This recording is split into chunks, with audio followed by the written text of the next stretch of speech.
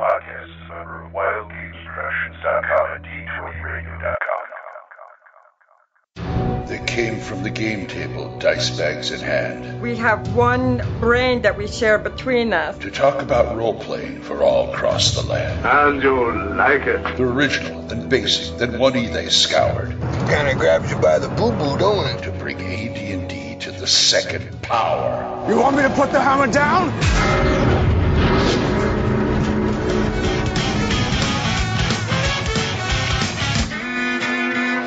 Welcome to THACO's Hammer, the best damn AD&D 2nd edition podcast ever.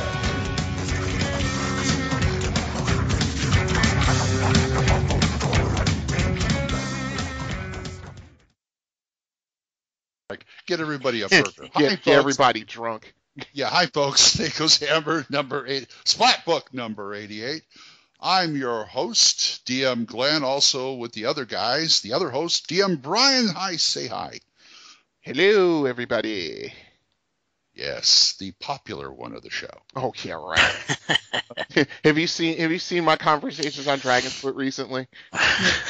I studiously avoid them. Anyway, hi Corey. This is DM Corey.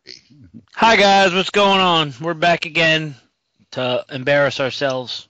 Well, and for some reason we have video on right now, so Corey looks kind of hungover. I don't know why. No, I'm just not drunk enough for this show yet, but don't worry, I'll get there. Yeah, okay. He's drinking straight out of the bottle. I'm impressed. And the wild man of Fort Sill, DM full-on gamer. How you doing? Greetings, Gamer Nation, and we are back with some more Hammer Time. Yeah. Oh, yeah. I'll drink for that. Yeah. Blah. He did. He did. While he's drinking, let's go to Hits and Crits.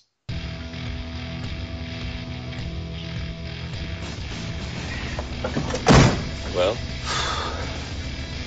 one thought he was invincible, the other thought he could fly.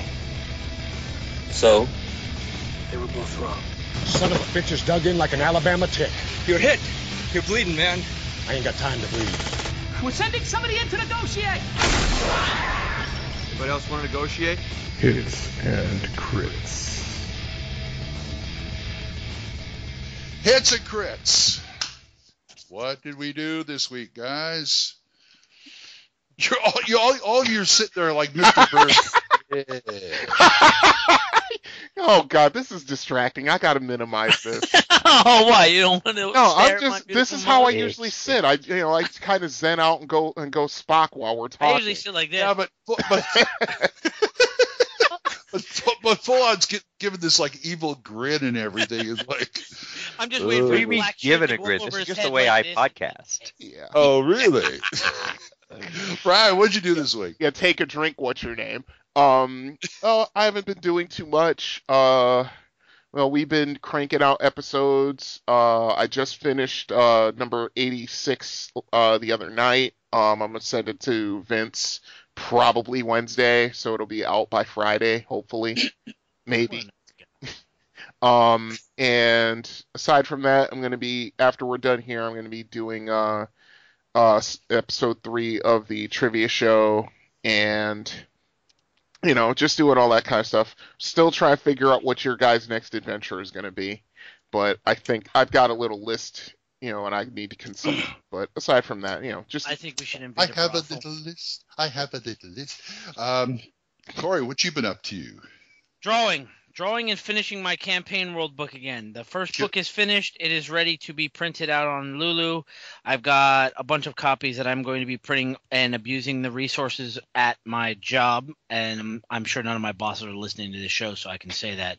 I'm going to abuse the printer while I can and print out a bunch of copies. And then off of Dragon's Foot, there is a link to a thread, which is a how-to by Coot, I believe. Egg of Coot put it up there about how to make actual bind hardback books from PDFs that you print out. So I'm actually going to print out a whole bunch of copies and make hardbound books, and I'm going to give them out to each of my players that play at my D&D table, so they all have their own. That's what Odinist does. That's what Matt does.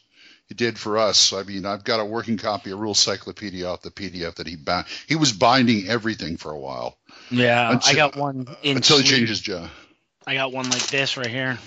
Oh, that one? 3-ring binder. Yep. That's what I do. Yeah. but I want to actually make some bound copies of my book. So you haven't killed any PCs lately? No, last Sunday that we were supposed to play was Mother's Day, and of course.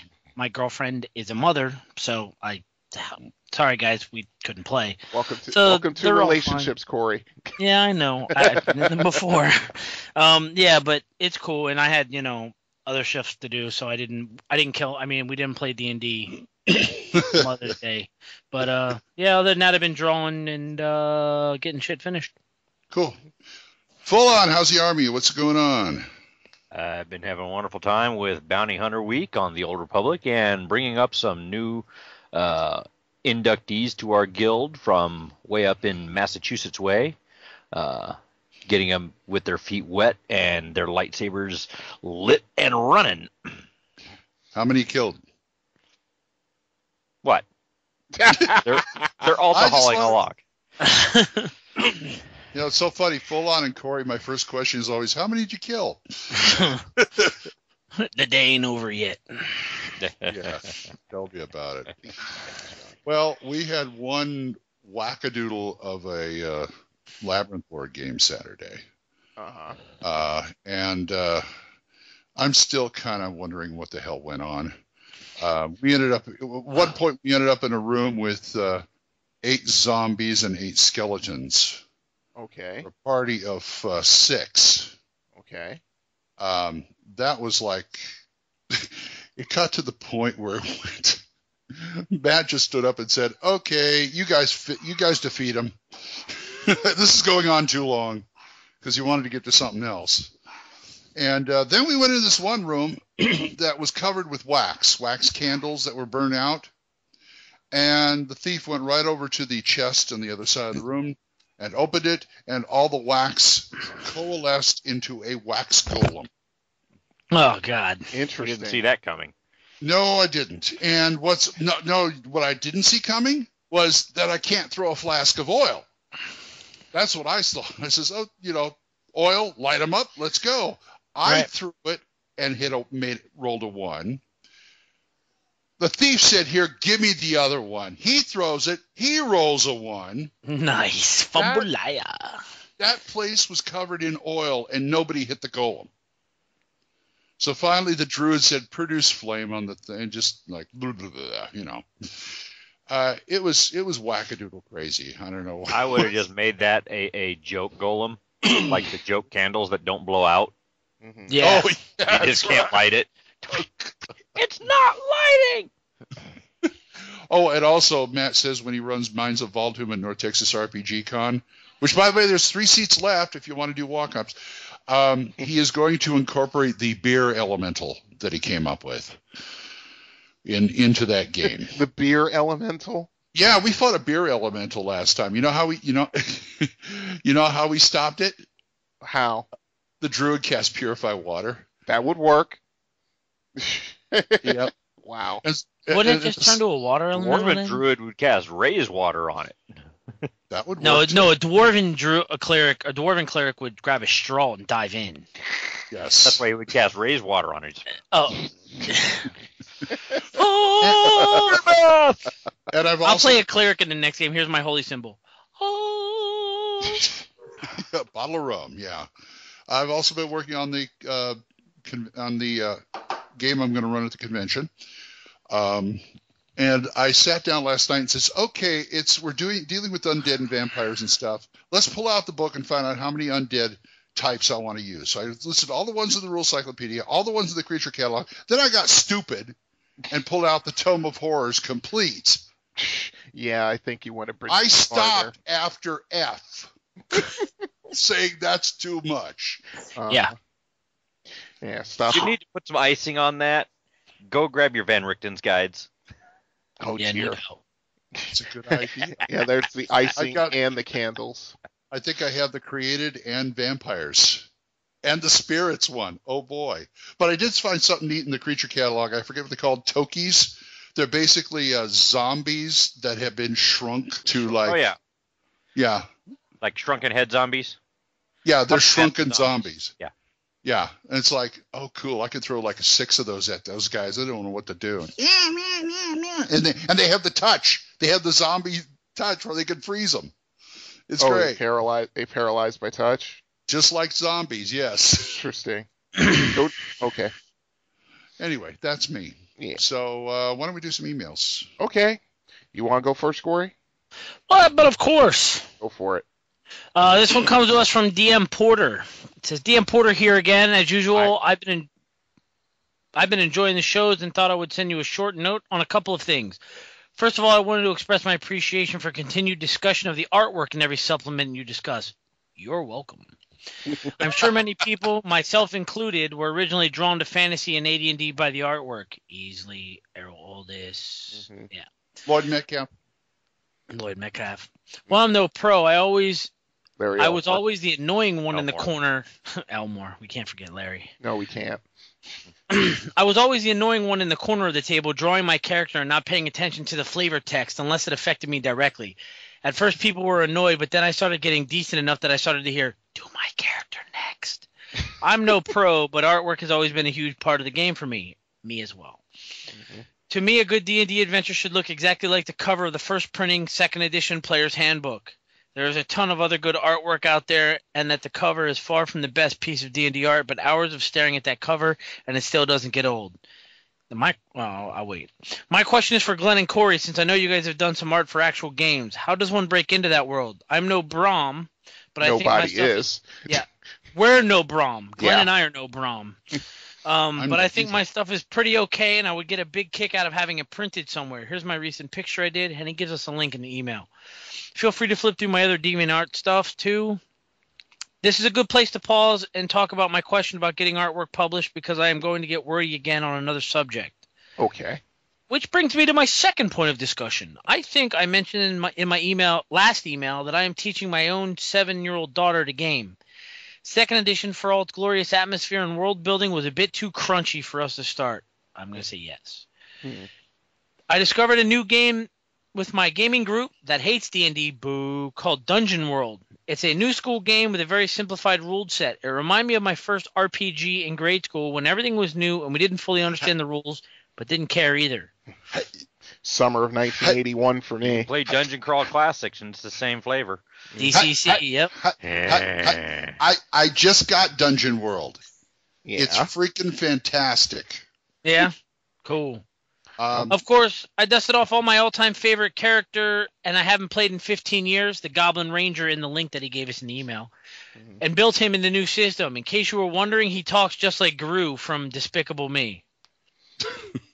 The game has a unique mechanic where you get XP for failed rolls, so using your worst skills can be hilarious and beneficial as long as you survive. Anyways, we had a blast, and I immediately started using that system to game with my daughter. I would too. Sounds good. Yeah, until she's about 10 or 11, then you can move her on. Yeah, well, I could game with that all the time. Dungeon World has a very, very more than passing resemblance in certain areas to Tunnels and Trolls. Oh, cool. Especially like in Eat for Failure.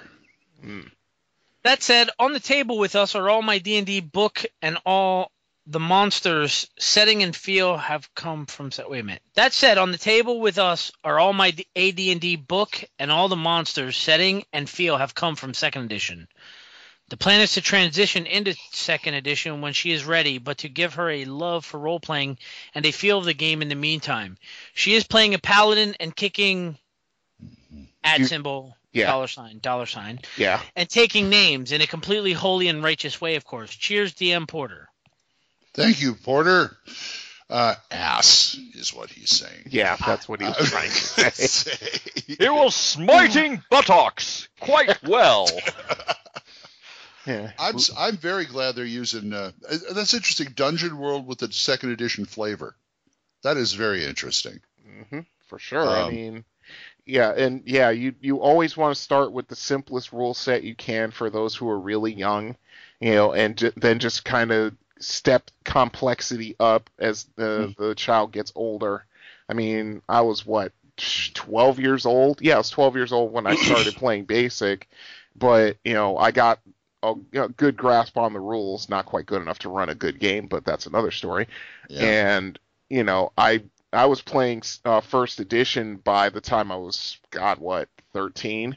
So 13 and a half, somewhere in there. So I mean, it's just, you just got to start off simple and just sort of just expand outwards slowly. Or you can do it like what I did. I ran Gage in basic D&D right off the bat.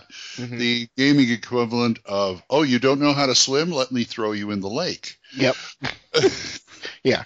Now you'll know how to swim. Mm-hmm.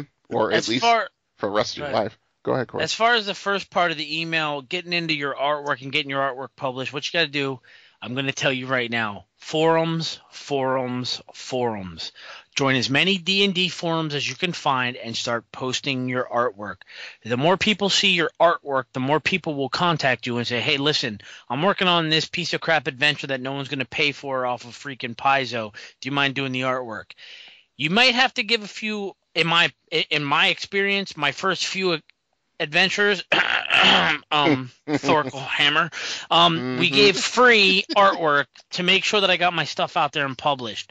Once people started picking up some of the more popular writers modules, they start seeing the artwork, you start getting remembered. There's a reason why everybody here, when we were reading your email, said Elmore, Easley. Yep. Because their artwork is prevalent through all the published pieces that we've all seen. And my God, Holloway. That's right. ND, Jeff D. Yep. But the point is, you got to get your stuff out there. You got to sometimes give them a little to make it sound bad. You kind of got to be like a drug dealer. You give them their first taste for free. Yeah. Then once everybody gets hooked on it, then you start charging for it. Yeah. And, most artists don't mind that at the beginning because they're going to draw anyway. Yeah. Yeah, right. Yeah, there's this guy on Facebook I saw who does really, really good artwork. I mean, really comparable to yours, Corey. And he was just basically putting himself out there on the groups on Facebook, and he was basically saying, okay, if you want it for free, it's going to take longer, like you've done. If you want to pay me a little money for it, it won't take quite as long. Yep, it's all about the okane, if you will. Yeah, it's all about the Benjamins. You can also find Facebook groups as well. Yep, Google Plus Communities is a good place. Yep, I just recently got hooked up on that, Glenn. There's right. OS artists. I mean, OS artists. OS. I think OS ARTISTS. I think I'd have to look it up. They send me stuff all the time. Hey, I put some new artwork up. I don't care, but that's what it's there for. Yeah, there's a Facebook group that asks. It's called D&D or RPG Artist Showcase. You can showcase your artwork, and literally, it's there for people to swoop in, pluck you out of the river like they're an eagle and you're a fish, looking for artists for their RPG pieces, whether it's a module or book. You just. I guess my basest answer to your question is pump your garbage out to the internet. The more you get out there, the more you'll be seen. And he's already gotten started by putting his stuff up on DeviantArt.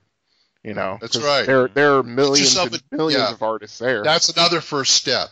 Mm-hmm. Get a DeviantArt page if you don't have one already. A gallery if you don't have one already. And those of us if it depends on the artwork style that you produce, whether it's like, are you a maps guy? Are you a landscape guy? Are you a character sketch guy? There's niches for that and ways to present it as well. Mm-hmm. For sure. Right. You're absolutely right, Full-On. Yes. Brian, you really are high def. Yeah.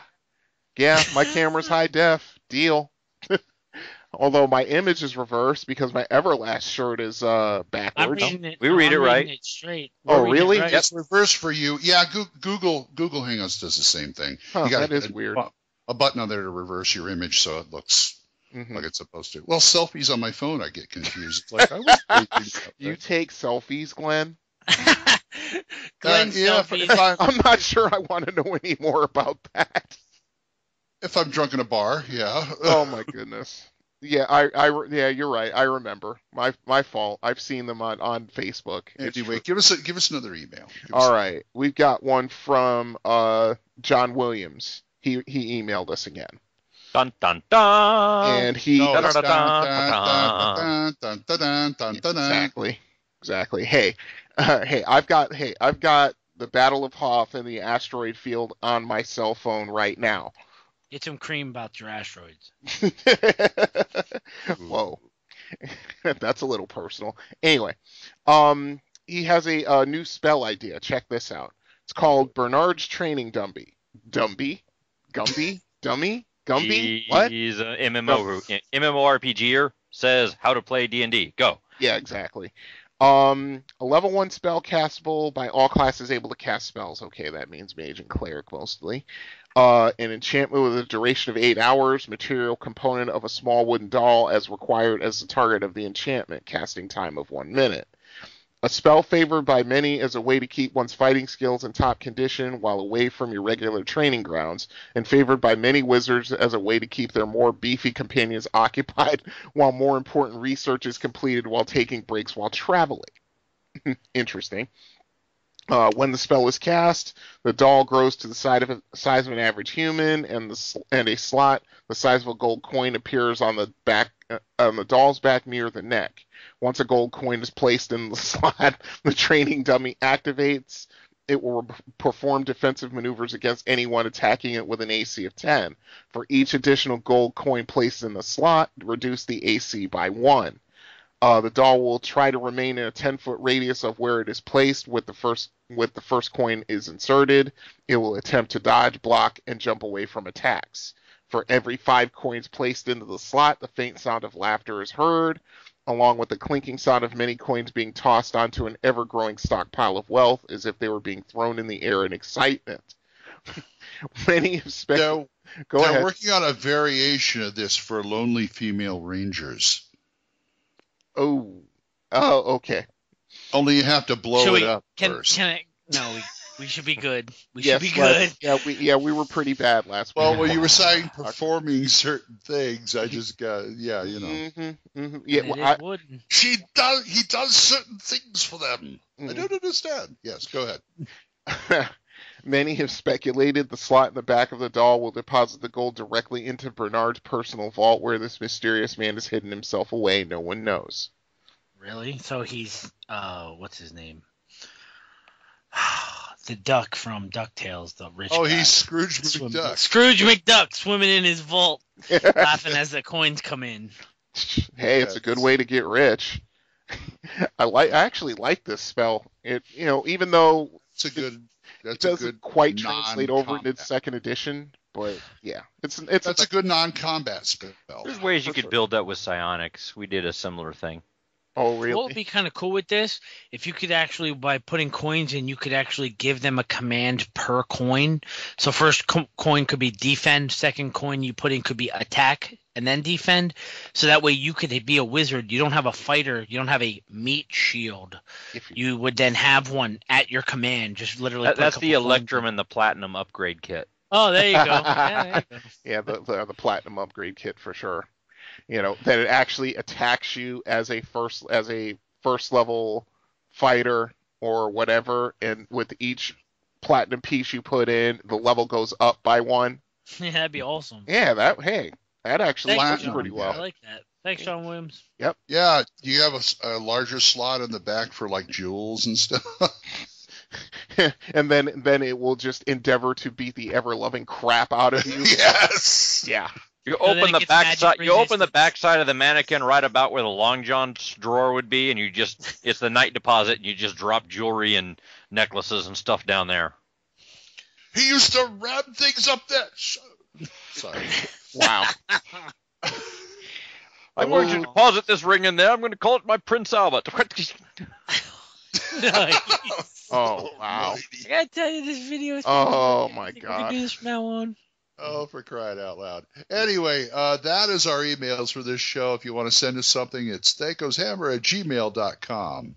Or the phone number, sorry. The phone number is 1-405-806-0555. I see you looking there. You probably got it written right above your computer, don't you? Right there. There you go. Yep. There you go. All right. And we are going to next go into... This would be, what, getting out of Dodge? Would it be? Flip a coin. Getting out of Dodge. Okay. You leave town tonight, right now. And when you're gone, you stay gone, or you be gone. There's nothing for me here now. Let's do what one shepherd said to the other shepherd. West. Let's get the flock out of here. Getting out of Dodge. Getting out of Dodge. I'm out. Okay. I'll bet you are. We're going to talk about this book, or this game setting. It's a system-neutral setting called Whisper and Venom by Lesser Gnome Games.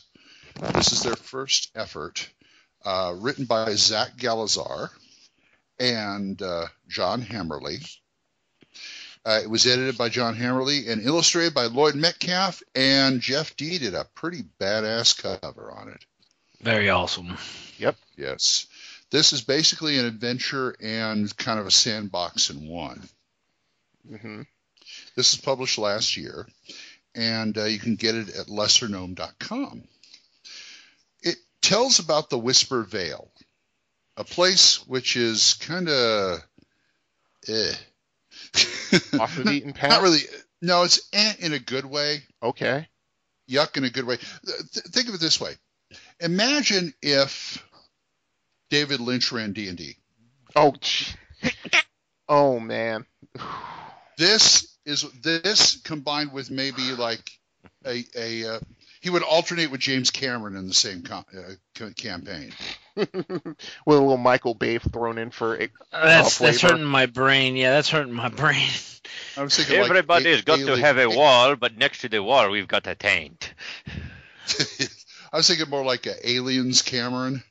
Oh, okay. Fair enough. Yeah. It's a little vale with 2 or 3 towns. One's called Whisper. One's called Swindle, which is where all the I like Swindle because their main export is beer. Mm-hmm. Yet they have prohibition. Yeah, which is kind of they have all these Carrie Nation women. All the women don't want it, so they have to sneak the beer out, which is kind of cool. And it talks about there's a thin there's a dimensional portal that opens up and starts warping things. There's these critters in here. I can't remember the name of them. I'm looking for them right now. Okay. In the back of the book. Let me help you. No, that's all right. I almost got it. You got it? Okay. I almost got it. There it is. They're called Atorals.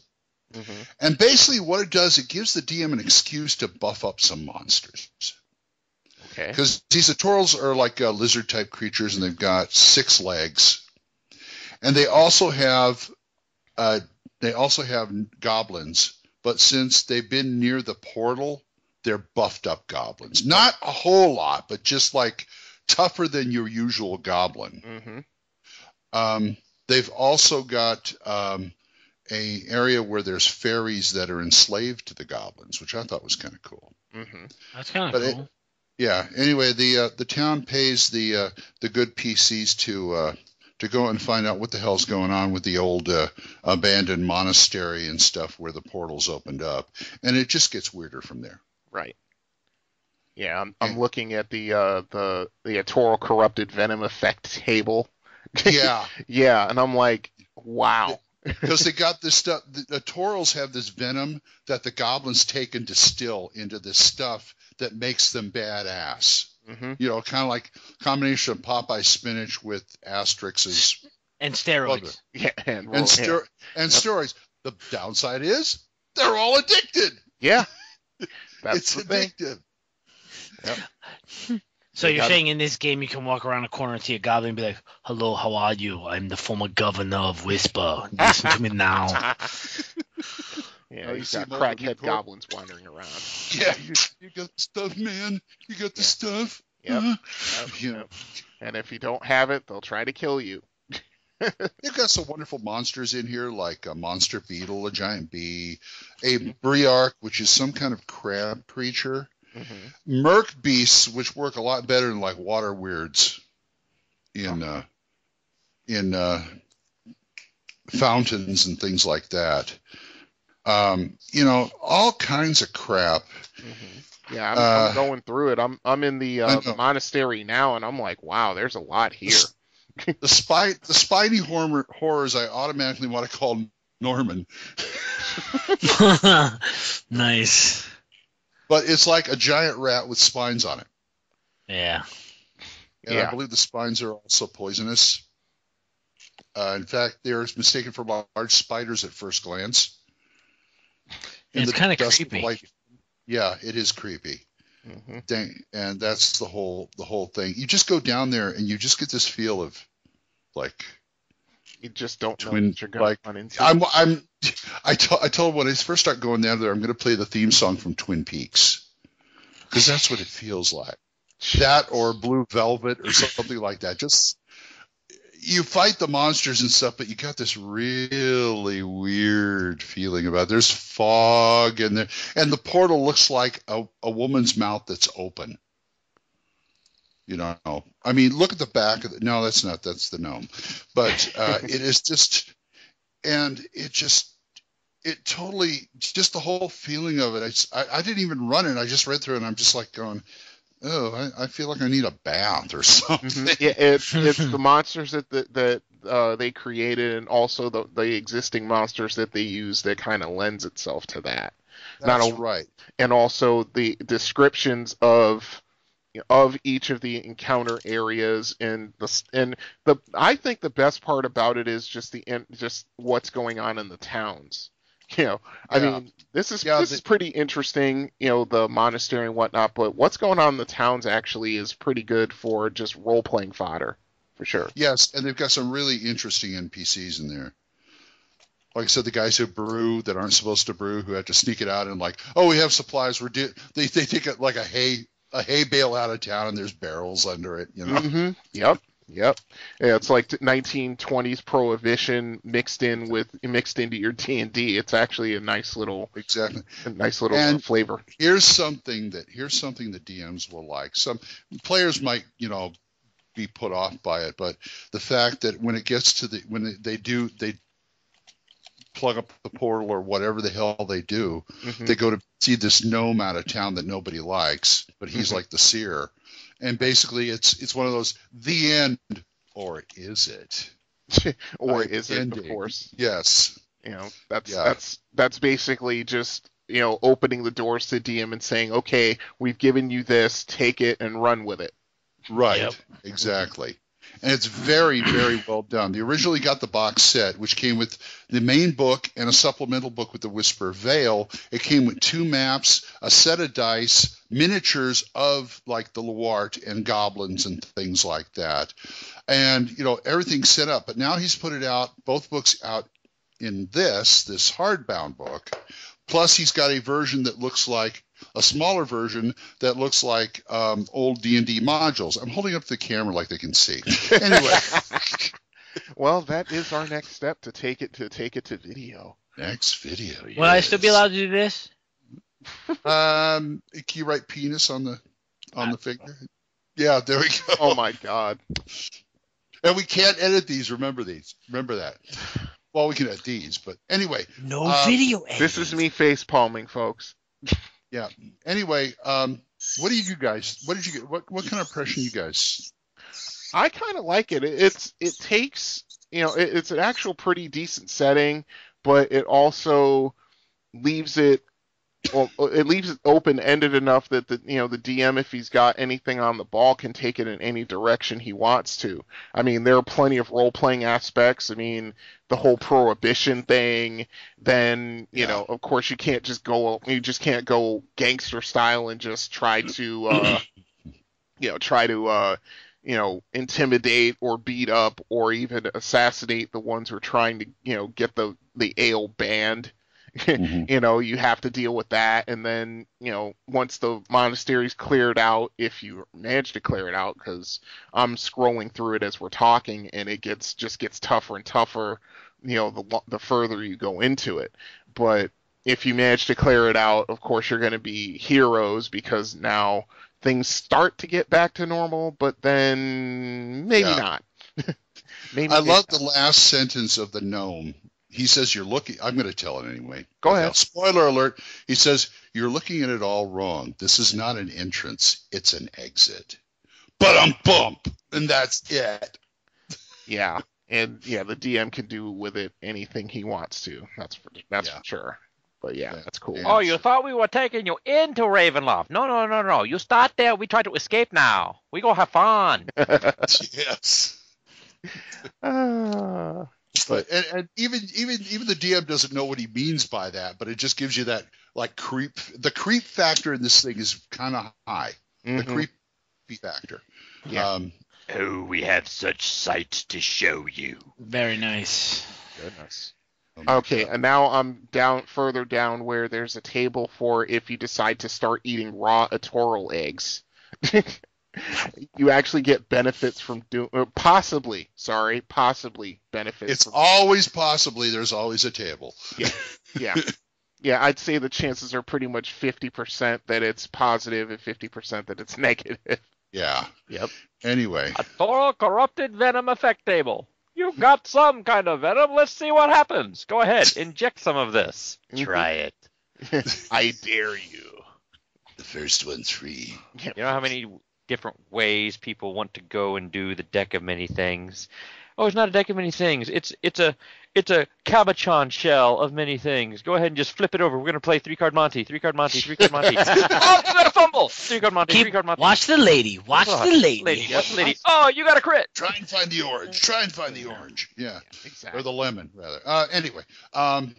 This is, what did you think? Corey, any words on this? I like the fact that it's non-edition specific. It can be used for first, second, third, fourth, whatever you want to use it for. Or, stay on target. I have not said any bad words or anything about anything. Here on Second THACO's Hammer, we do not edition bash. We accept all forms of Dungeons & Dragons. Anyways, the Whisper and Venom itself, I like the setting. It's a different spin on it. I love the fact that it feels like it's already living and you're not walking into something that is yet to move. It feels like the setting is already alive and it's a living – I hate to use the word living, but it's a living campaign setting. I love all the the maps. best campaign settings do that. I like the maps in the back of the appendix. The artwork is pretty good. I'm digging it. Did you like that Whisper Veil map? Yes, very awesome. I've got a big version of that. No, I'm sorry. The Whisper Veil. I've got a big version of that, and it's double-sided. It's got both of them. You don't have to brag to make friends. We still love you. I'm jealous. I'm jealous. This is awesome. It's awesome map. Yeah, they did very well rendered colored maps. Even the clouds. I mean, it's awesome. I would like to see more out of this series. I think. I really like it. Well, I give it a 4.5 out of 5. Okay. Well, they're putting out some modules. The first one should be out in about a couple of weeks, called The Bogey of Swindle, by Lloyd Metcalf, the illustrator here. So you like Metcalf stuff, huh? I do. I do. I like it a lot. It's not bad. Okay. You got anything to add, Full On? Oh, the maps are great. The artwork is great. My only critique is I would prefer a scale somewhere on these maps. Especially the ones that do not have grids. That's right. I think tactically that way. That's just my comeuppance. That's fine. But you can make do with making whatever scale you want it to be. It's plenty of room for a goblin. It's plenty of room for a kobold. It's plenty of room for a half ogre. It depends on what scale you want to play at. I like sliding scales. You can do that. Of the four of us, I would be most fearful of Full On running this. Yeah, I could see. Yeah. Because we kind of know his bent. Look at his murder hole adventure, and you'll see what we mean. You guys haven't even started playing that yet, so you have no idea. I still owe you the maps. Did I send you the maps? I owe you the maps. No, you owe us the maps. You never finished the NPCs either. Yeah. But yeah. What did I quote a price on this? I think it was what was it? You said $49.95 or $59.95 for the box set. Yeah. And the book is about $35. Mm-hmm. If you want to get the book version. And you said it was on sale right now for $29. Yeah, it was the book's $35. The book's on sale for $29 as of this recording. That's a steal. And you can find it at lessergnome.com. He's also on Facebook. So go check it out. And those of you going to North Texas RPG Con. Both Zach and Lloyd will be there, shilling their stuff and playing and running games. In fact, I believe Zach is running a Murder and Venom game while he's there. Did you say Murder and Venom? Whisper and Venom. I don't think I want to play that game. Yeah, that would. Well, be pretty remember, bad. you can put the murder hole in any world setting you want. So we can put the murder hole under the Whisper Veil easily. Yes, that's what I said. Do you want to walk into that game, Brian? I don't. Not unless I had an 18th level character fully kitted out, and only then if I was feeling lucky. Yeah, there you go. That doesn't work that way because the murder hole scales. I know. I was just saying. It's Anyway. deadly. If you guys got it, tell us about it. If you've used it or anything, it's thacoshammer@gmail.com. So, surprise, guys, we've got a new part of the show that we're going to do for this time. We're going to do the AD&D second edition trivia game for the rest of the show.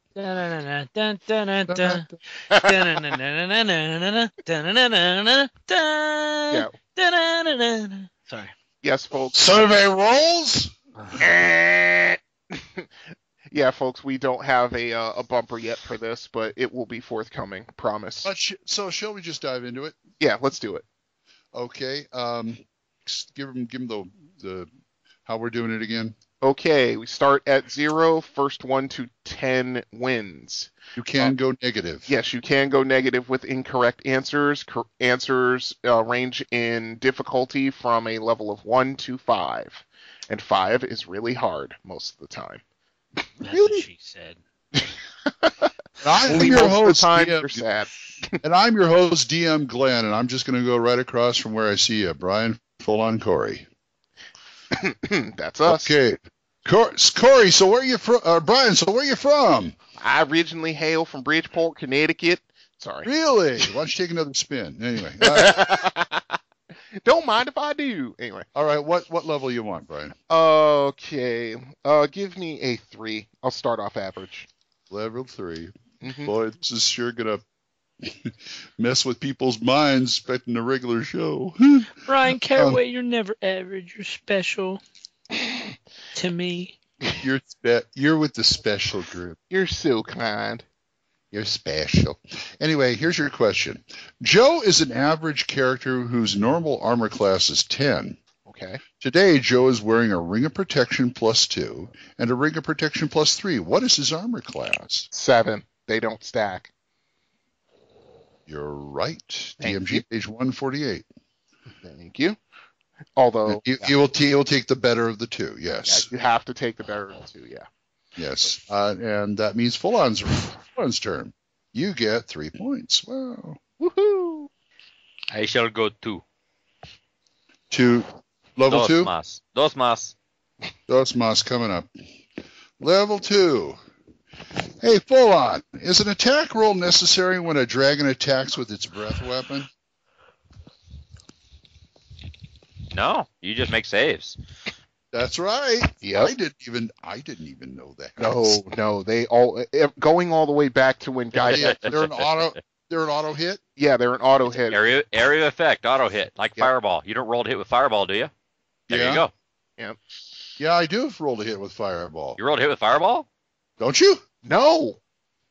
You don't roll to hit with Lightning Bolt. You don't roll to hit with Fireball. You say it happens there. Yep. Dragons do it better. It's kind of like a grenade. You throw a grenade, it hits. Whether or not you hit your intended target, they get a chance to roll away. Auto hit, not just for magic missiles anymore. Nope. Anyway, Corey.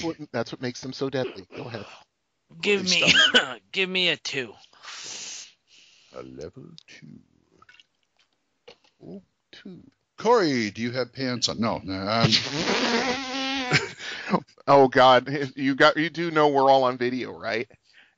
He could just stand up. Oh, that ain't so big. Anyway. That's what she said. How does she stay with you? Oh, anyway. Poor Corey. Okay, Corey. Well, before we ridicule you some more, true or false? All monsters use the warriors' group numbers to determine their saving throws. 12. Oh, you said true or false? Yes, that is true. It is false. Wait. Really? Monsters use the fighters' Wait, you said saving throws, didn't you? Yes. I've always used the fighter saving throws. Wow. DMG page 65. By the way, I know folks, that it's the fighter's hit dice when you're determining their hit dice, but it's not the fighter's saving throws. I forgot. Wait a minute. All hit dice is D8. What are you talking about? Except for Death Knights. Wait a minute. Saving throws, they do use the fighters, don't they? Yeah, I've always used it that way. Yeah. Really? No. It's not everything because you have classed critters out there, like say your drow wizards and priests. There are some monsters that save for different classes, like and there are things that save as priests and stuff like that. Yeah, right. Yeah. So a trick question. Wow. What page was that, Glenn? Because I need to look that up. Okay, that was a level 2, right? Yeah. That was page 65 of the first printing of the DMG. Folks, we're using first printing books here. Yep. Slightly killed with to white remind wine you. sauce. Yeah. So you got his -3 down. Mhm. 2. -2. Negative 2? -2, yeah. Brian, no, full on. Oh, you're going to look it up? I know. I'm confirming. Yeah, I'm going to look that up myself because I never knew that. Brian, In the meantime, I'll take another 3. Okay. Studley 3. Mm-hmm. 17 is the highest intelligence that an enchanted sword can have. How does such a scholarly blade communicate? Either through speech or telepathy. Yes. Thank you. DMG page 186. Speech and telepathy, both answers are required. Thank you. Possibly also charades. You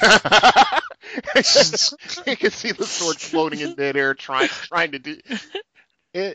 What? His two little arms pop out, and he's going like, first word, yeah. Yeah. See, if he knew what he was doing, he would simply write in cursive with the blood of his enemies. Or just carve. Okay, full on time. What do you mean my sword has reading and writing in Orcish? Carve, carve, carve, carve, carve, carve. That would be an awesome sword. I'm making that sword. Even better. It's a strange writing none of us understand. You grab the blade, look at the handle. Hecho and Mexico. Damn it, none of us speak Spanish. Yep. Human dialect. Okay. Full on, you're up. Dos más. Okay. Level 2, here we go. If your character is using his own abilities and skills to avoid danger, what may he be able to do in lieu of a saving throw? If he's using his own abilities to avoid danger? And skills to avoid skills. danger. Yes. That sounds very roguish. You could order a pizza. Yeah. If he's using his own skills and abilities to avoid danger, what else could he do besides a saving throw? In lieu of a saving throw. Oh, what you can do instead of a An saving ability check or a skill check. Or Okay, make an ability check. DMG page 66. Mm-hmm. I'm this smart. I'm making an intelligence check. That's why they have non-weapon proficiencies. Corey, dig yourself out of a hole here. 4. He's going to a 4. He just wants to catch up to me. Or that was a level 3 with the finger. Actually, no, he wouldn't catch. You need a 6 to catch up with me, Corey. He actually does. Yeah, because you're -2 and I'm at +4, so you need a 6 to catch me. Oh, yeah. Oh, yeah. What spell allows the caster to create and hurl small globes of fire that explode and inflict 1 to 4 points of damage? I know that. Pyrotechnics? Is that your answer? No. Hold on. Wait, we have to have Poker Face on now. We can't give him those looks that we would always give him those looks when we were not doing video on this. Otherwise, we will give away the fact that he's wrong. That's why I'm smiling. That's why I'm... Produce flame. Produce flame? Nah. What is it? Melt meteors. Minute meteors. Yep. There's level 4 spell. Beep, beep, beep, beep, beep, beep, beep, beep. So, okay. Brian! Yes, sir. How many you got? I have 6. Oh, boy. What do you want? Oh, give me a 2. I've been pushing my luck. You're gonna inch up towards it. We might get in another game. No, you got to understand something. The last time I got overconfident with threes, I missed 5 in a row. Okay, is the turning on in the turning on dead table? What do the letters T and D signify? Oh, come on! Are you kidding me? That This should be game. hard. Look at the picture. Right there. Look. Right there. Okay. I didn't know Bard was spelled B-U-L-L. Anyway. T stands for turn. D stands for dispel or destroy. Right. Thank you. And page 103 DMG, and no roll is necessary. Correct. Just do it. Yeah. Only roll you need is to see how many you affect. Let's go 3. 3. Okay. Oh, taking a risk. If the monsters and the characters have the same score for an initiative check, which side goes first? Ooh. You alternate. That's the way I run it, but... By the book. Okay. Yeah. It doesn't really count as first since it's all Simo, but you let the players get their stuff in first. So your answer is? I think he's saying the players first. Players. Both. Yeah. Initiative is considered simultaneous. I said Simo. I started with Simo. Yeah. That's why I asked. That's why I wanted to clarify. Yeah. Simultaneous initiative. Preferably, I would alternate individuals on either side. Yeah, that happened in session 11. What do you think, guys? He did mention it.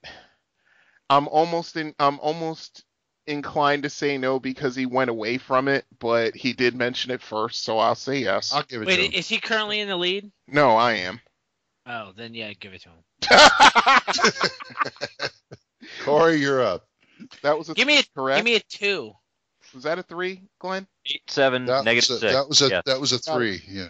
Okay, 8, 7, negative 6. Corey, if a creature or NPC fails a morale check, what is the first item on its agenda? To escape. Yes. Good one. DMG page 71. To get out. Yeah, get the F out. That was a 3? That was a 2. That was a 2? Okay, negative 4. That was a deuces. Okay. Fine. All right. Okay, let's put an end to this one. I'll take another 2. All right. Why, you gonna win? I'm gonna try. I don't know. Hold right behind me. I need to put this one to bed. If a bard, no, wait a minute. No. Anything Brian, that. Brian, what is the attack roll penalty for a character fighting in total darkness? -4.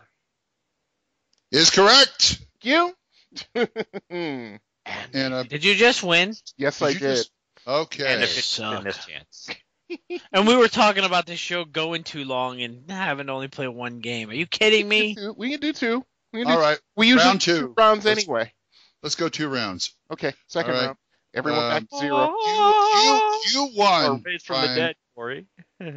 You won, Brian, so I'm going to start with full on this time. Go for it. 4. Ooh. Oh, let's just go balls out. Yeah, Yeah. he means business. Okay. Scream and leap. That's the Kobold way. Nobody's taking the 5s. Anyway, just for that, I want 5. Yeah. When wizards cast this spell, ordinary weapons can gain magical bonuses, and magical weapon can be increased in power temporarily. What is this spell? No, that one. Enchant an item. Could you be more specific? What is enchant an item? Okay. In the form of a question. No, you're wrong. I'm sorry. Aha. Well, it's not Nistel's magic aura, because that's just a pissant. It is magical, but you've got to actually... You enchant an item. That's the way wizards do it. Okay, it's another call, because the answer is enchanted weapon. Oh, no, yeah, that's wrong then. Spell. Yeah, it's wrong. It's totally a different spell. I got that. Okay. Enchanted weapon. Okay. See, I like striking with my cleric. Mm-hmm. Gives an extra d6 and it becomes a magical weapon for a while. Right. Corey, you're up. Give me a 2. Give me two. Bend over. Anyway. Well, I want you to take you at your word. You said you wanted a 5. All right, we'll split the difference. Give me a 3. Are you rules lawyering, Solon? Really? Are you really rules lawyering right now? No. I'm thinking he thinks this isn't levels, this is how many fingers. Anyway, Corey, I could say so. I got a level 3 here for you. All right. Jalak the Thief, should I change that to Bard if you want? No. Jalak the Thief discovers what he believes to be a carpet of flying. When he boards this wonderful discovery and utters the command word, the rug wraps tightly around poor Jalak and begins to suffocate him. What magical item has Jalak actually discovered? Rug of smothering. Yes. Yep, that is correct. DMG page 170. Which I have used many times. Of course you have. Why am I not surprised? Corey, Brian, you're right. Give me a 3, please. Was that your 4 or your 3, Corey? That was a 3. Yeah, it was 3. How many I love the fact that we have the camera. I don't have to talk. I love this. How many passengers can the largest carpet of flying carry? Ooh, oh God. Brian, look. Brian, look. Brian.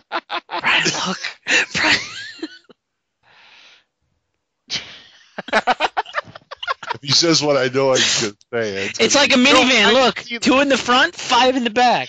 That's 7. That ain't it.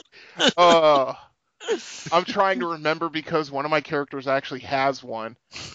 I keep now thinking it's either 6 or 8. I remember that. No, it's the double Dutch carpet. Wow, double Dutch. Listen to you. I will say 8. 4. It's a hallway runner 4? of flying. It's what we got after we skinned Falcor. Okay. Falcor! DMG page 163. Yeah. I kept thinking of what he's holding I kept thinking of like the Carlin thing about it. It's a 72. That's a 69 with 2 fingers up her ass. Oh, nice. Oh, man. 3 fingers up her. Yeah. Anyway, go on. Let's go 3. The man from Lawton. Here we go. Level 3. Several weeks ago, Moron. I would change that character name immediately. Exactly. My name is Moron. Yeah. What's several weeks ago, Morana discovered a small metal rod in a dungeon. Ever since then, she has been extremely successful at making friends. In fact, people seem to have an unnatural love for the mage. What magical item has she found? I know that one. And how many batteries does it take? Or does it plug into the wall? Joking the host here. Oh, this is going to be embarrassingly painful. There's going to be listeners out there that go, good. Uh-huh. Some will get it, some will not. Normally, I would consider this to be a subcomponent of a greater magic item just because I want to run things that way, but I know it's just a normal friggin' rod, and I can't remember the name of it, so I'm going to say it's the Rod of Friendship. Nope. Rod of Beguiling. Rod of Beguiling. Oh, I would have been wrong. DMG page 152. Mm. And so, Mr. Ravenloft there, Corey. I will take number 3. Oh, yeah. I'm farther in the negs than anyone today. Mm-hmm. What will happen, Corey, what will happen if Elminster the Sage casts a detect magic spell in an attempt to locate someone who is using an invisibility spell? If it's Elminster, it works. Yeah, that's True. the first thing. Yeah. True. And how old is she? What will happen if he casts a detect magic on somebody who's using an invisibility spell? That's right. Mm-hmm. Detect magic? Mm-hmm. Nothing. It won't locate him. Is that your answer? Yeah. Wrong.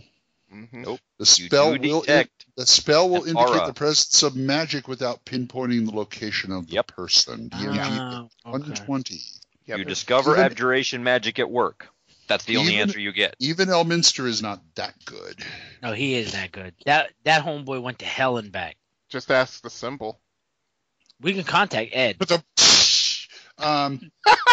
Besides, the wording of that character. question would be in question because you said that he cast the spell on the invisible person. Correct. Not Yeah. to find the invisible Yeah, person. exactly. And you don't know where the invisible person is. Well, no. True. Well, Yeah. this is Ed's. This is Elminster, so he's probably holding on to her and just goes, detect magic. Brink. Yeah, exactly. There's a magical aura somewhere. You just don't know where it is. Between his legs, probably. Did you just do a badumch? Yeah, he did a rim shot. Yeah. Nice. Yes, he did. He has it on his phone. It's the only You time just I can said between her legs. He said between her legs, and you just used the word rim shot. Yes, this I show did. is going down the tube. Yeah, for sure. The Let's only time continue I with can the say game. a rim and not be nasty. Now, who was it, Brian? Yeah, it's my Brian. turn.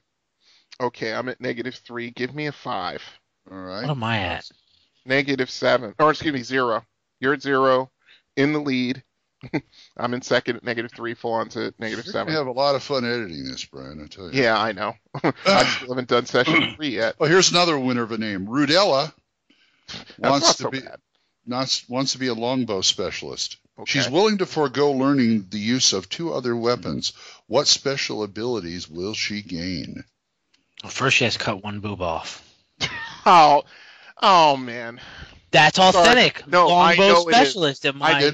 They didn't Corey, say she I was know. an Amazon. No, the reason why is because I had a ranger character with the Amazon kit, and I had a bunch of freaking high school students as my co-players, and I would hear that every freaking session. Anyway, okay. First thing is the ability. Oh, wait a minute. I warn you, this is a long answer. Yeah, I know it is. I'm trying to get it right. Okay, first one is a point blank shot, which is anywhere within 30 feet, get +2 to damage. Second thing, I'm trying to remember if I think it's a +1 at all ranges, and well, I'm not even going to say that because you don't get multiple attacks until you get to 7th level as a specialist. Oh, there's one more thing. Yeah.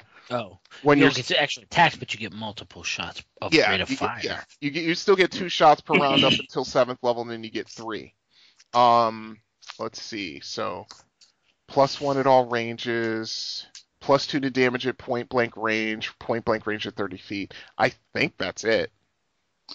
Okay. No. Okay. You got part of it right. I know it. Okay. Both specialists gain a new range category, point blank, which is from 6 to 30 feet, so you got that. Okay. When firing point blank, you didn't get this. Rudella gains a +2 attack roll bonus. Oh, that's right. It's not damage. Also, the other thing she gets, if she has an arrow knocked and drawn and her target is in sight, she can fire free attack. Any initiative checks in the round for the round made. Player's Handbook, page 52. I almost got it. I just missed that last part. I forgot they get the draw and knock shot. Yeah. Yep. Just like a ranger. Mm-hmm. Okay, full on. Come on, let's get you back up. I'm gonna go 3. I'm either coming back or I'm going down. That's what she said. Hold on. On a clear plane, how far can the silhouettes of characters at a campfire be seen due to the brightness of the fire? Whoa. Oh, that's a hard one. That's what? 5. That's hard. That's a 3. Well, depending on the season and the cloud cover. Silhouettes on a campfire on an open plain at night can be seen for frickin' miles. But let's go with again, this is where I'm going to die in the dark, looking at the silhouettes in the distance. I'm going to say... Don't worry, if you die, we'll make it. Yeah. Nobody really loses in this game. Somebody wins. We all win. But we all lose for playing this you game. all go negative. Just how much? Mm-hmm. Well, hey, this is going. We might all go negative. That's for sure. Can we have a game where we all die horrible deaths at -10? Let's see if we can get that with this one. I'm going to go with 640. 64 range category. 64 what? Yard. 64, 640 yards. Wrong. I know. DMG page 118, 1,500 yards. I would have guessed wrong. Yeah, I would have guessed wrong too. I was The in the commercial 600. says it was 10 miles. You can see 10 miles. You can see a single candle. Yeah, 1,500 yards. Yeah, but Corey? Yeah. The guy in the head with 0? Yeah. Let me give me a 3. Deceased again. Give you a 3. Keeps bouncing back and forth. Oh, we got another long question. Cool. Oh, great. Philadashar the Wizardess, Wow, that's a name. with smoking torch in hand, enters the final chamber of the catacombs she has been exploring. There she discovers an enormous musical instrument, an organ with pipes extending to the ceiling. Yes, That she sounds did. familiar. It is obviously ancient and unique. When Philadashar begins to play the keys, she causes great magics of mighty proportions to occur. What is Philadashar playing? I'm holding it up. There's the answer right there in front of the camera. What is Philadashar playing? Oh God, I can't remember the entire. I don't remember the name of the name, but I know the instrument. I know it too. I know. Oh, is it? No. You made a haversack. You can get the rest. Oh, yeah. Hewitt's harpsichord. No. Hewitt's mystical organ. Organ. Yes. Yes, that's correct. As opposed to Elminster's mystical You organ. tune it with the rod of nobody 7 wants to parts. see. Ding, ding, ding, ding, ding, ding, ding, ding, ding, ding. You run those down you run the rod of 7 parts down the friggin' organ pipes and go bang and fire them. And then you start playing it with the hand of Vecna. Oh yeah. Okay, Brian. So full on. From inside the machine of Lum the Mad. I'm at -10. I'm thoroughly dead. Yeah, that's right. So, Corey, did you get that? No, he -3. did not. -3. No, Okay. Go ahead. That was close. All right. Geez, we are all in the negatives. Okay. Give me a 4. I'm gonna try to get out of this. 4. Now, this is a game. Yeah. Yeah, this is really a game. Brian, what are the 2 forms of fire shield spell? Hot and cold. I'll give it to you. Yep. Warm and cool. Warm and cool, hot and cold. Player's Handbook, page 138. Okay, I'm up to -4. Yeah. And now it's full on to become working up to the land of the living. I still get to play at -10? Okay. Yeah. Evil Ash will be digging you up soon. Hail to the Alrighty. Just do 1 all the way to win. Just keep doing 1s all the way up to win. Oh, God. -10. Jeez. Screw that. Let's go 5. Oh, yeah. Yeah, he's going for all 5. 5. I want to be double dead. Well, you'll be triple dead by the time we're done with you. Ratic has the local history proficiency. Which basic ability score does he use when making a proficiency check? Ooh, this I know this one, but it's hard. Or it's difficult. I bet it is. No, it's not actually. I used to love D&D that much when I was a kid, not anymore. You have a hole in your red. Now. Why do you have a hole in your old red box? I like paint. I'm draw for the Underdark. I'm sorry, Fulan. Go on. I know. Go ahead.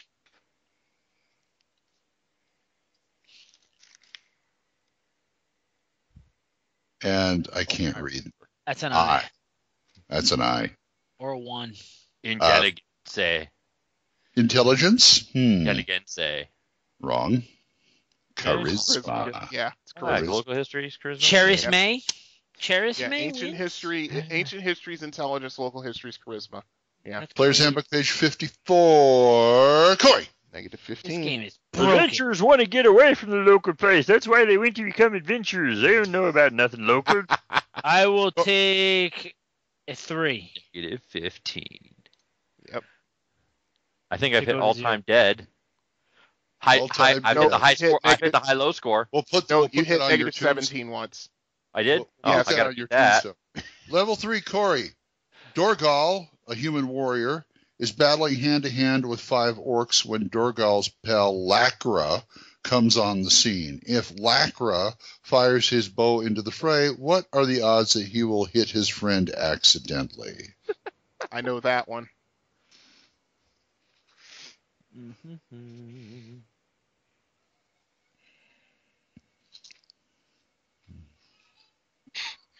I almost said something to give it away, too. We're on video, folks. I can see the smoke coming out of Corey's ears.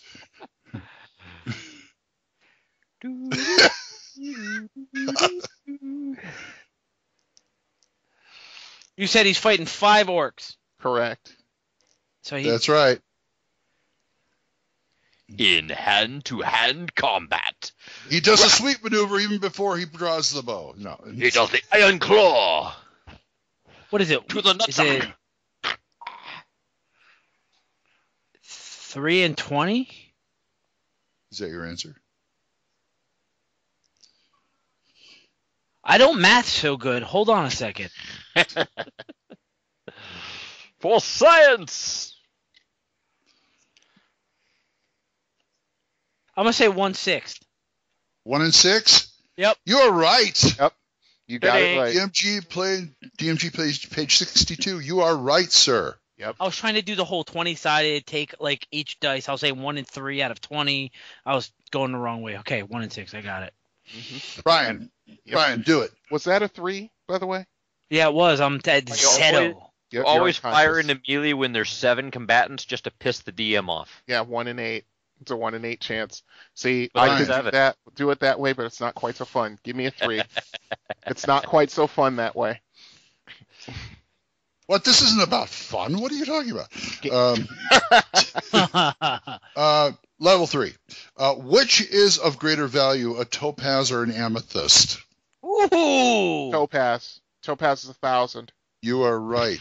DMG page 134. -1. Full on. Come on, baby. You got to get a little better than that. I've put so many amethysts in dungeons, I know it by heart.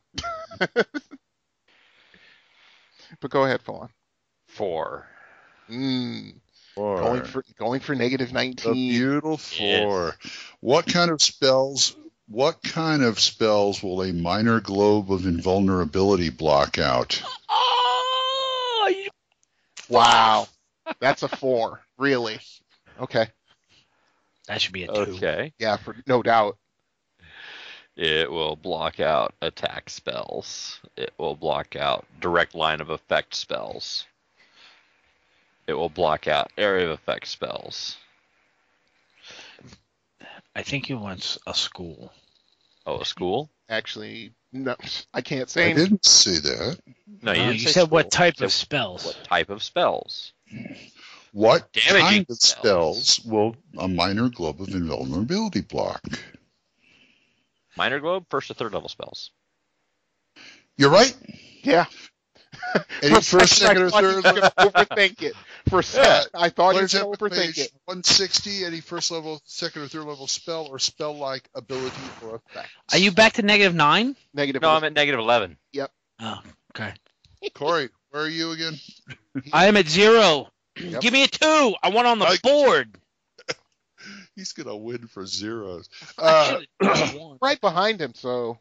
Hey, Corey, all characters have a base chance to hear noise when the noise is somewhat distant. In any given situation, what makes this chance different between characters?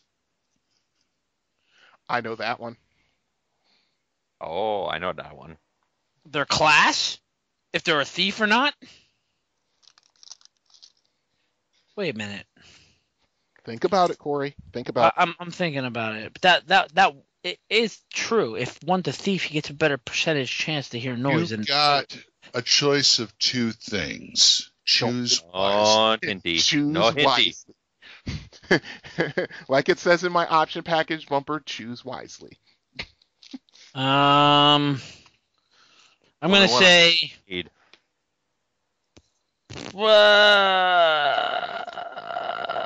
Skills? Race. Yep. Race. What? Yeah. DMG page 129.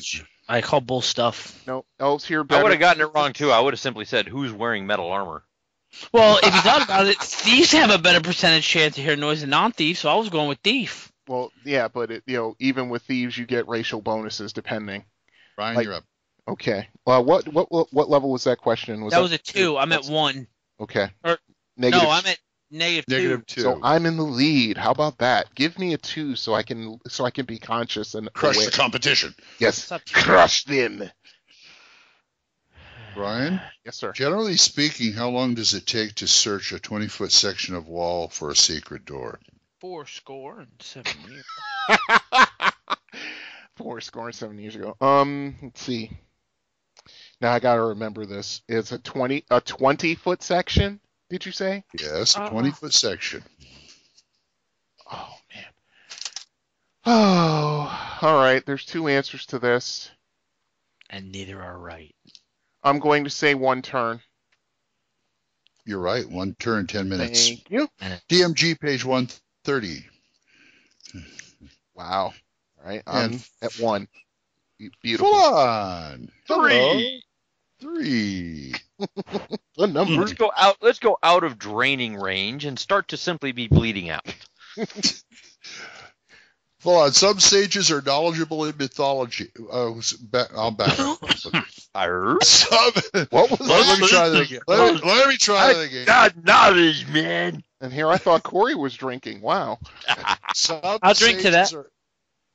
Some sages are knowledgeable in myconology. What is myconology?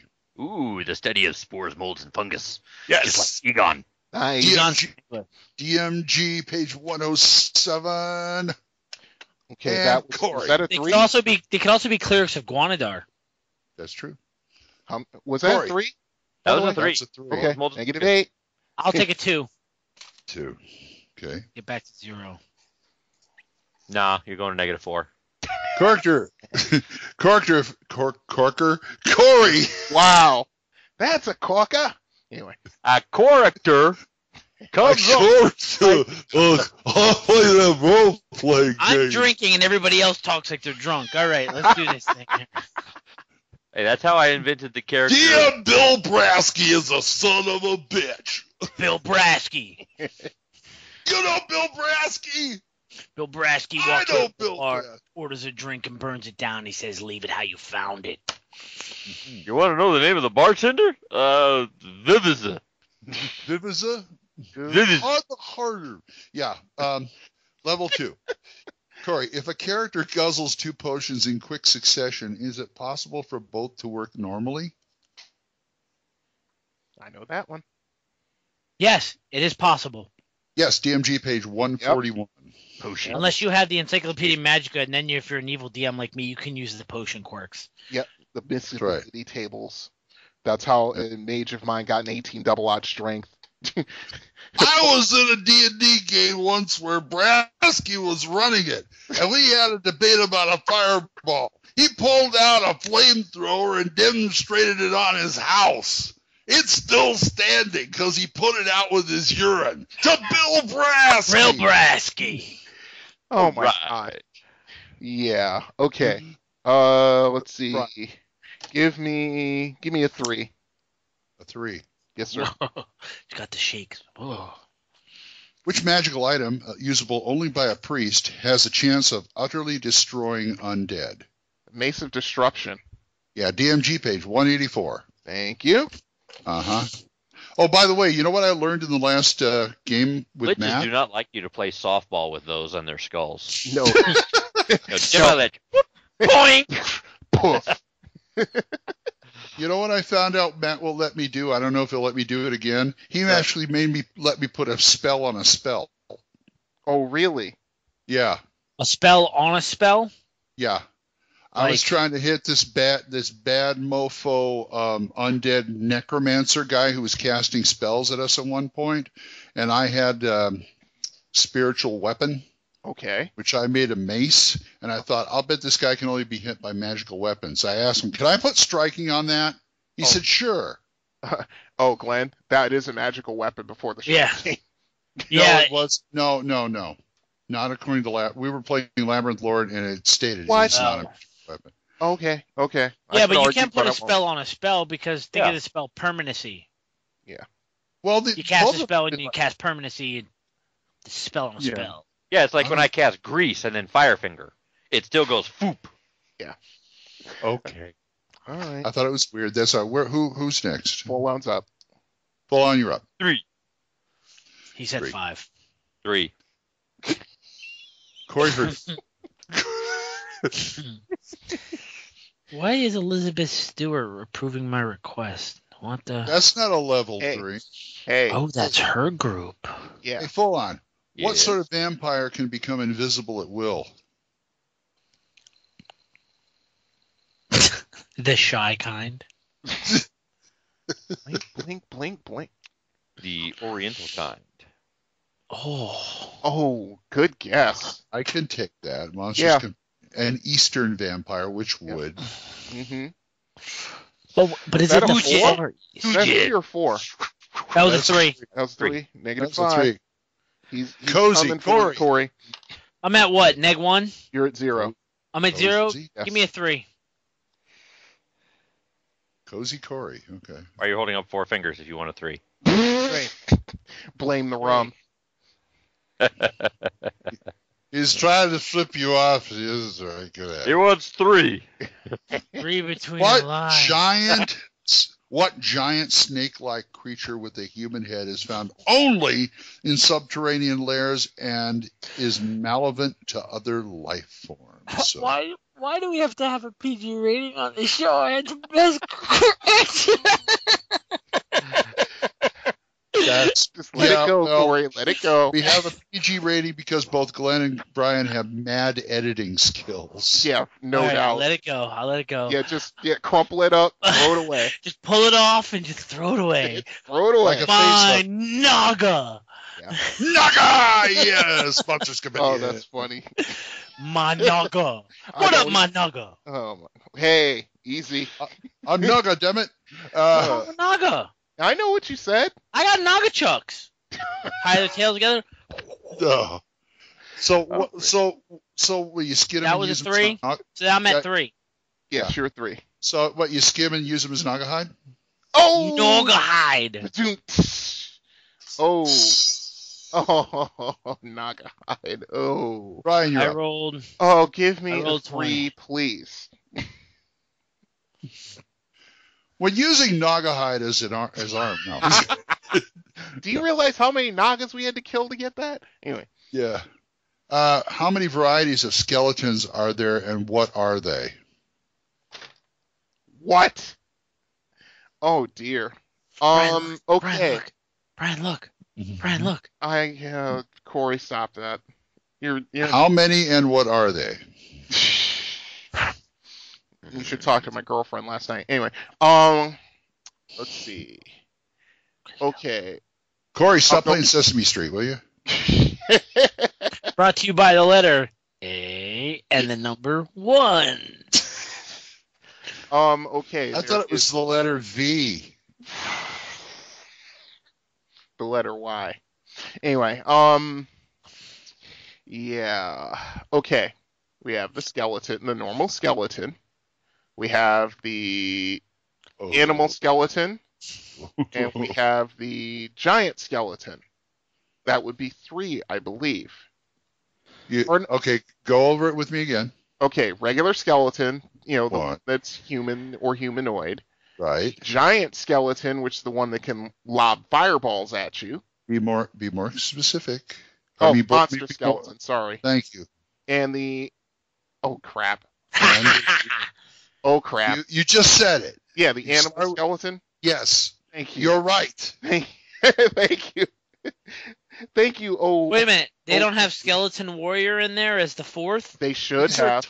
That's a type of skeleton, isn't it? So is the skeletal dragon. Yeah. Yeah, but not the Dracolich, the skeletal dragon. Yeah, I know. That's a monster skeleton. Yeah. This game's rigged. I quit. I'll be at the bar.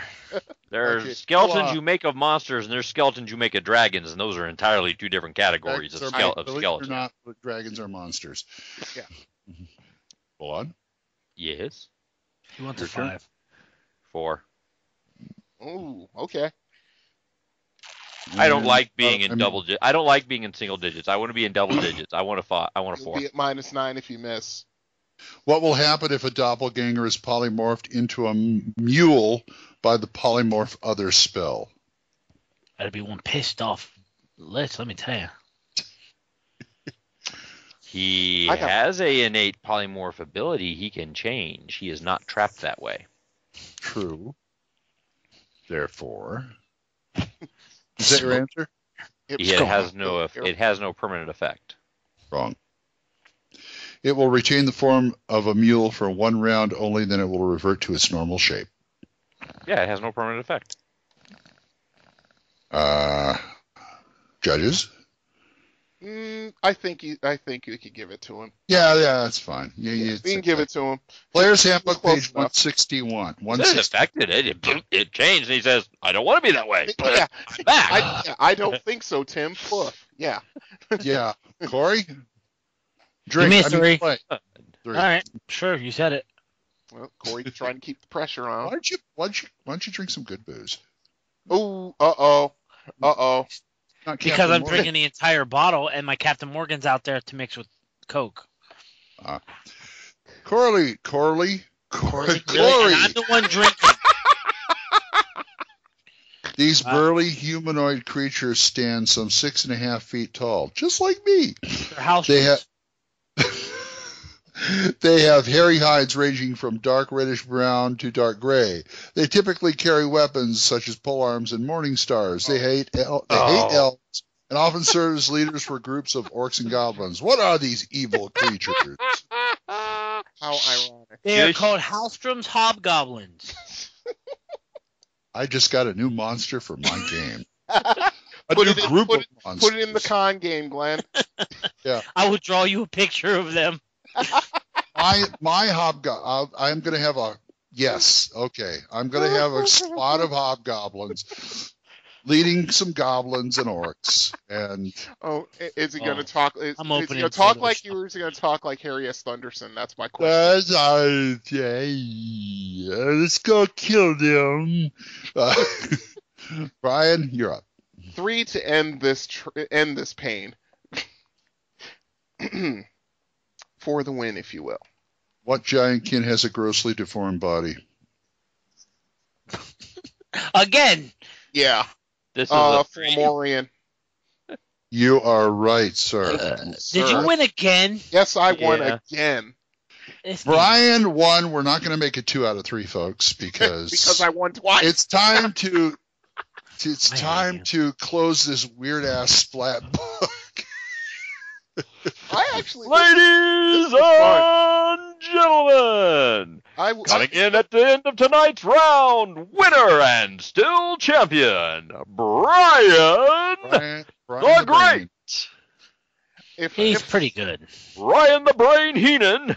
Brian the Brain That's right, Heenan. humanoids. Yeah, believe it. Yeah, believe it. Who doesn't know what a knoll looks like? Let's get out of Yes, here, I guys. All right. Say goodbye, winner. Oh, until next time, folks. I can't say anything. Go. Good night, people. I'm reveling in my glory. Yes. Yes, I'm basking in my glory, and it feels full on. Say goodbye, Mr. Negative. Death is the only answer. On THACO's hammer, and well, folks, we've had such sights to show you. The way he has his camera and his lighting, he looks like Palpatine. A very young Palpatine right now. All he needs is the hood over his head. Whenever we play these games, he's the only guy who revels in being a negative. Oh my goodness. You're killing me over here. Oh my god, it's hilarious. Oh god. Corey, okay, never mind Yoda, Corey. Say goodbye. Everybody in here, cheating game is rigged, yes? Oh, my. I like a rug you do. Yes. And I'm DM Glenn saying we'll see you next time when the hammer comes down on THACO's hammer with my new hammer. Bye-bye. Bye-bye. I almost broke it. Careful. Did you get that hammer, Glenn? Hammer? I got it from the RPGA. THACO's Hammer theme is provided by the Diablo Swing Orchestra. You'll find them on Jamendo.com. All other additional music for this episode was provided by Kevin MacLeod. You'll find more of his music on Incompetech.com. Be sure to visit our website at thacoshammer.info. If you have any questions or comments, email us at thacoshammer@gmail.com. Remember, that's an O, not a 0. You can also find us on the second edition forums at osrgaming.org and at purpleworm.org. Or give us a call and leave us a voicemail at 405-806-0555. See you next time when the hammer comes down on THACO's Hammer.